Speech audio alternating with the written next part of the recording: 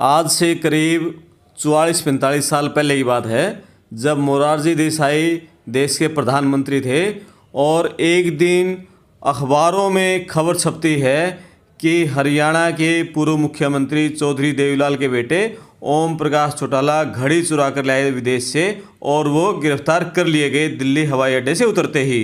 अखबारों की सुर्खियां बनती हैं, पूरे हरियाणा में, पूरे देश में राजनेताओं से लेकर आम लोगों के बीच में इस बात की बड़ी चर्चा होती है।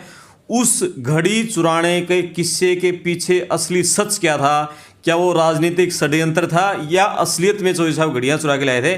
उस बारे में जो उसकी पड़ताल करने के लिए मेरे साथ हैं चौधरी दया सिंह जी, सीनियर एडवोकेट हैं, चौधरी देवीलाल के वरिष्ठ पुराने साथी रहे हैं। चौधरी चरण सिंह के साथ इन्होंने लंबे समय काम किया है।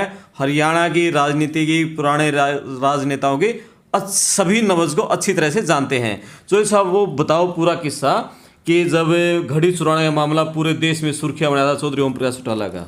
ये एक मोरारजी देसाई और भजनलाल की, या भजनलाल के जितने भी थे, चौधरी सिंह शौकंद वगैरह, इनकी एक साजिश थी चौधरी देवीलाल को बदनाम करने की। चौधरी ओम प्रकाश चौटाला गए थे सिंगापुर। सिंगापुर था सरदार जी इनका दोस्त, उसने कौन लोन लिया था, सैंक्शन करवाया था चौधरी ओम प्रकाश चौटाला ने, चौधरी देवीलाल ने, और उसने एक कारखाना लाया था घड़ियों का, क्योंकि उनकी नीति थी कि हरियाणा के लोग बाहर कारखाने लाएं, इन्वेस्टमेंट करें। तो इस नीति के तहत उन्होंने उसको लोन दे दिया था। उसने खुश होकर कुछ घड़ियाँ गिफ्ट की थी चौधरी ओम प्रकाश को जी, और वो घड़ियाँ वो उनमें अपने दोस्तों में या और उनमें बांटने के लिए वो जब केस बनाया था मोरारजी देसाई ने और भजनलाल की साजिश ने। अच्छा, ये चौधरी ओम प्रकाश चौटाला सिंगापुर जब गए थे तब उन्होंने गिफ्ट में दी थी? गिफ्ट सरदार जी ने, जिसका कारखाना लुआ था जी, कारखाने का लोन दिया था चौधरी देवीलाल ने जी। देवीलाल जी उसमें मुख्यमंत्री थे हरियाणा के उस टाइम जब लोन दिया था। ठीक है।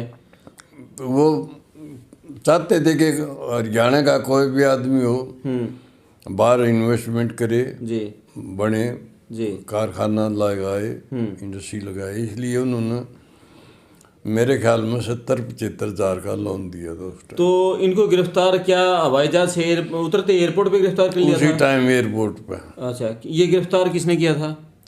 इनकम टैक्स वाला ने। अच्छा, इनकम टैक्स वाला ने। दो होते हैं ये टैक्स वाले, कस्टम वाले ओके, उन्होंने अरेस्ट किया और फोन किया था इस बारे में उनको, इस बारे में जो सूचना दी गई थी देसाई उन आदमियों ने। अच्छा, जो पूरे जो साजिश के पीछे साजिश के पीछे, इसलिए चौधरी देवीलाल को बदनाम करने के, क्योंकि चौधरी देवीलाल था किसान हितैषी जी, चरण सिंह का हितैषी, इसलिए उसको बदनाम करने के लिए, हटाने के लिए जी ये साजिश रची गई। और उस समय सभी अखबारों में और पूरी तरह से आया, लेकिन हम उसका टैक्स भर दिया। कुछ आदमी गए, चौधरी टेकराम था, वीरेंद्र था, मैं भी था। अच्छा, जितना उसका टैक्स था उन घड़ियों का वो भर दिया और वो छोड़ दिए। अच्छा, वो घड़ी छुड़वा ली थी आपने? जब उसी टाइम घड़ी चाहे जब्त कर लिया हमने, टैक्स भर दिया, केस खत्म हो गया उसी टाइम। तो वो उस मामले का चौधरी साहब की छवि पर, ओम प्रकाश चौटाला या देवीलाल की छवि पर क्या असर पड़ा? हरियाणा की राजनीति पर कोई असर पड़ा? कुछ भी नहीं पड़ा, कुछ भी नहीं पड़ा था। कुछ भी नहीं, क्योंकि जेन्युइन बात थी वो, उनकी नीति में कोई फर्क नहीं था। वो तो इंडस्ट्री को प्रोत्साहन दिया करते चौधरी देवीलाल, उसके लिए लोन दिया था। उसने गिफ्ट में कुछ घड़ियां दे दिया, हरियाणा के लिए ले जाओ जी, वो ले आए। अदरवाइज कुछ भी नहीं था, बेसिकली कुछ भी नहीं था। पूरा ये बदनाम करने की साजिश थी है, बदनाम करने के लिए, उसको हटाने के लिए। जी जी जी। चलो भाई, इस तरह की पड़ताल, इस तरह के किस्से हम आपके सामने लेकर आते रहेंगे। आप वीडियो शेयर करें, चैनल सब्सक्राइब करें। मैं आपका दोस्त करमपाल, धन्यवाद।